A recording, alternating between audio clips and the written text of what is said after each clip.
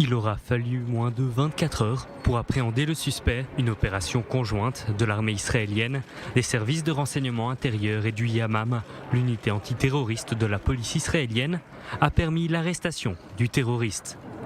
Lors d'un interrogatoire préliminaire, il a reconnu être l'auteur de l'attentat de mardi matin.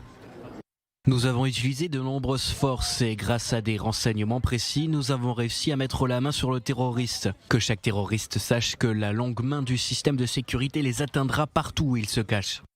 Après avoir commis l'attentat, le terroriste est retourné dans son village près de Naplouse et s'est rendu à l'école pour se fondre dans la masse. Une stratégie qui aurait pu fonctionner. Les services de renseignement pensaient initialement que le terroriste était originaire de Jérusalem. Ils ont finalement changé d'avis grâce à des renseignements plus précis.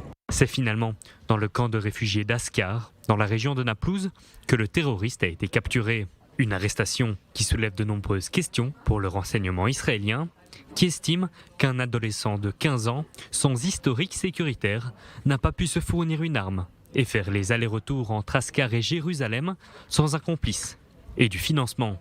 Mardi matin, le terroriste avait tiré à bout portant sur un véhicule abritant deux Israéliens se rendant à la prière. Les deux hommes, âgés de 48 et 50 ans, ont été rapidement emmenés à l'hôpital et sont toujours dans un état stable, mais modéré. Cet attentat intervient dans une période tendue entre Israéliens et Palestiniens.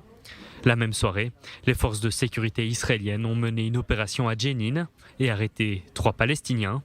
Ils auraient ainsi empêché un attentat imminent contre une ville israélienne, planifié depuis plusieurs jours.